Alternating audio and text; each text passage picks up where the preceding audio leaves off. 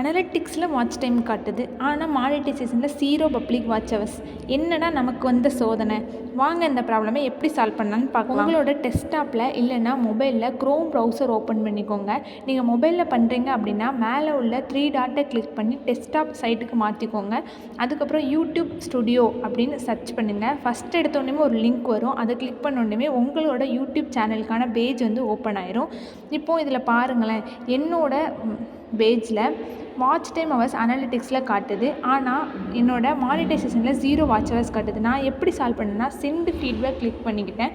அதை கிளிக் பண்ணோடனே ஃபஸ்ட் எடுத்தோடனே உங்களுக்கு கேப்சர் ஸ்க்ரீன்ஷாட் அப்படின்னு வரும். ஸ்க்ரீன்ஷாட்டை கிளிக் பண்ணி அலோ கொடுத்துருங்க. கொடுத்த உடனே மேலே ஒரு பாக்ஸ் இருக்கும். அந்த பாக்ஸில் நம்மளோட ஃபீட்பேக் வந்து நம்ம சொல்லணும். நான் எப்படி டைப் பண்ணணும் அதை அப்படியே நீங்களுமே டைப் பண்ணுங்கள்.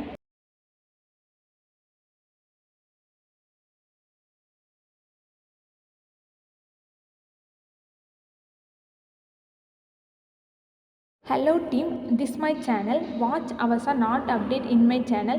Please solve this problem. இந்த மாதிரி நீங்கள் டைப் பண்ணிவிட்டு கீழே ஒரு பாக்ஸ் இருக்கும், அந்த பாக்ஸில் கிளிக் பண்ணிடுங்க.